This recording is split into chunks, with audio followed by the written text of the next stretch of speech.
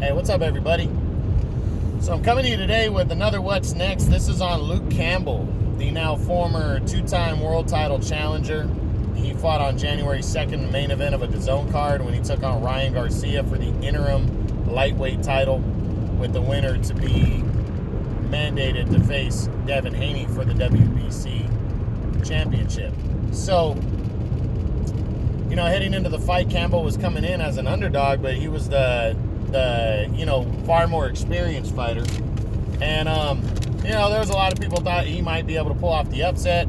I thought he could pull off the upset, but I just thought Ryan Garcia was going to be too much. I thought he was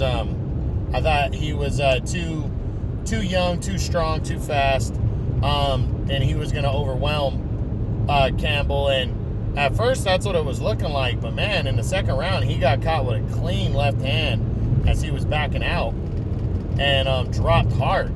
And I said it that night, and I said it again when I did my recap. I really thought Campbell, the punch that he landed, if he would have landed that with maybe a millisecond earlier, before Garcia started to pull his head back, that might have been lights out for good for Ryan. Ryan might have been knocked out cold. So, that's what boxing is, though. It's a game of centimeters and inches and shit like that, just like a lot of sports. And it's all about timing. But man, what a punch! And those were competitive rounds afterwards. They really were. Even after Garcia hurt Campbell jumped.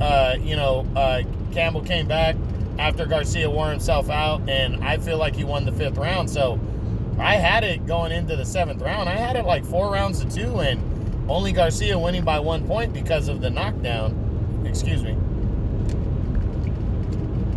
And I was worried because I I wouldn't be surprised if he stopped Garcia late, because it looked like Garcia was breathing hard. But Garcia weathered that storm, and he fought through it and ended up scoring a wicked body shot in the 7th round to Campbell's liver, and Campbell went down, and he tried getting up, but he just couldn't. And that was all she wrote for Luke Campbell as Ryan Garcia captured the interim belt. Now, the big question following that is what's next for Luke Campbell, the former 2-division world champion. Some people were mentioning retirement, because I think he's 32, 33. I don't see that. And the reason why is Campbell is a former 2012 Olympic gold medalist. I mean, this guy's got a lot of talent, and he needs to do something that he said he wanted to do after the Lomachenko loss. He wanted to move up to 140 officially. Campbell, in between his fights at lightweight, he has ventured up a few pounds, close to 140 and 140, just to stay busy fights. He's a tall fighter at lightweight, so he can fill out 140 pretty damn easy. And to be honest, there are some fights to be made there, and I think there's better options for him, to be honest. So, I don't know why that is not being mentioned by a lot of people, because that's what he wanted to do anyways after the Lomachenko loss. He came back down to 135 because the landscape at 140 didn't translate into a world title anytime soon the way he saw it. Lightweight did. Lightweight, he got put into that opportunity to fight for the vacant WBC title, and then an eliminator to fight Ryan Garcia. So, he had options that would lead him to a world title pretty quick. 140, he didn't have those same options. But now he got stopped. He was on a body punch. He was competitive. He could still bang around at 135. I just don't know who's going to want to fight him, because he did well enough to where I think some guys are going to want to avoid him. They're going to be like, I don't want to fight that guy. And he's dangerous, and he's got skill, and it's kind of a high-risk, low-reward situation. So I think he's better off wiping the slate clean at 135 and moving up to 140 like he originally wanted to do. So, running through the top 10, just in case that's an option, is 140, because 135, he's lost to a couple of the guys there. We already know what he's going to do there. Let's run through 140 real fast and see what could be there. Number 10, Adrian Granados. that'd be a great first test for Campbell. Might be a promotional issue, you know, that's DAZN and Matchroom working with the PBC. But if it could be made, that'd be a fun fight. I'd really enjoy that. Number 9 is Ivan Baranchyk. It's a makeable fight because Baranchyk is a beast and you know, fought for DAZN before. I think he's a promotional free agent. Don't think he's tied to anybody. He fought for DAZN in his previous fight, and then the last fight he fought on ESPN with what's his name, Pedraza, and Zepeda, and they're both coming off knockout losses. I don't know if Campbell wants that smoke though, because Baranchyk is a bully at 140, and that might be a little bit too much for Campbell in his first official fight there. So I'd hold off on that one. I'd probably not, but I'd like that fight, and it's makeable. Number 8 is Pablo Cesar Cano. I like this fight for Campbell. I think this is a fight Campbell should really consider. Yeah, he's got some pop, but he knocked out Linares, a guy that Campbell barely lost to. Campbell's a little bit better fit for 140 than Linares was.